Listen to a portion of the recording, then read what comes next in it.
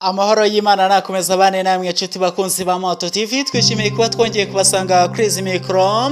Kuri mikro nitanshaka Herike ndi mambisi ndi mpombi ndi umungu wa Rutikanga natojwe kutagambanira urwambyaye, aho nanze ku Rwanda rw'abanyarwanda rwandagara ku gasi mparanira ku Rwanda rw'abanyarwanda Rwanda.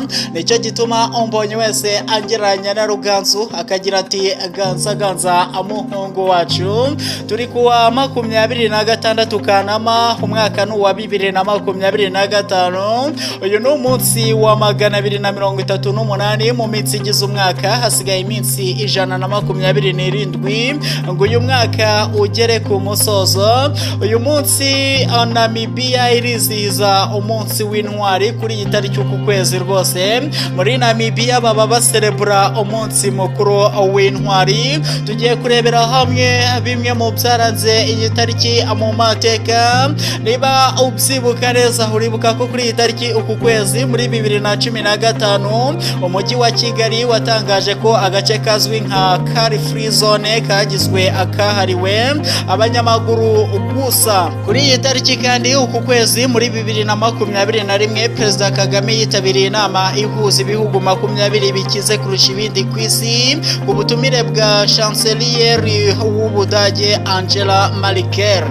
Kuri iyi tariki uku kwezi umwaka w'1944 mu ntambara ya kabiri y'isi, Charles de Gaulle n'ingabo z'Ubufaransa binjiye mu mujyi wa Paris wari warigaruriwe n'abanazi. Niba ubyibuka neza uribuka ko kuri iyi tariki uku kwezi mu mwaka w'1978 Papa Paulo Yohani wa mbere yatorewe kuba umushumba wa Kiliziya Gatolika ku isi. Kuri iyi tariki kandi mu muziki kuri iyi tariki uku kwezi muri 2023 Sini Didi Kombizi wamamaye cyane nka PDD yatanze miliyoni 2 y'amadolari nk'inkunga yo gufasha mu kwiga imicungire n'imikoreshereze y'amafaranga, aho igice cyayo yagitanze kuri kaminuza yizeho ya Jackson State mu gufasha ikipe yayo y'umupira w'amaguru. Arabavutse kuri iyi tariki byamamare byo biba byaravutse abari byinshi, ariko bimwe nakubwira kuri tariki uku kwezi umwaka w'1910 havutse mutagatifu Mama Teresa w'ikarikuta wamenyekanye ku isi kubera ibikorwa by'ubugiraneza, yanaherewe igihembo cyitiriwe Nobel. Kuri iyi tariki kandi uku kwezi umwaka w'1986 havutse Cassie Ventura umuririmbyi n'umunyamideli uzwi mu gukina filime, aho by'umwihariko yamenyekanye mu rubanza ashinjamo PDD bakundanaga amushinja kumuhohotera. Bamwe barapfa abandi bakavuka abandi bagapfa, nuko isi bayeho.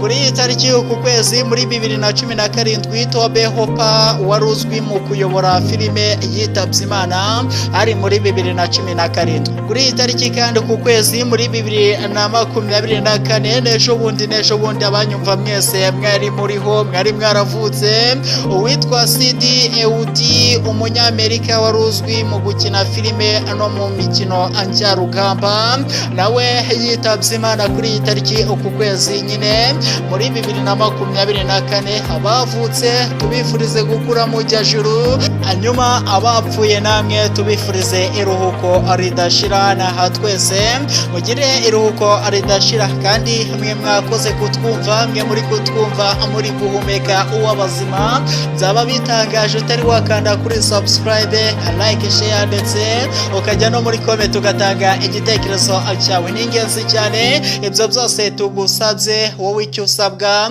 ni ukuguma kuri Moto TV 5/5 kuko ibyiza byo birahahora. Ngaho nimugire ibihe byiza, Imana ibarinde mubana na Moto TV.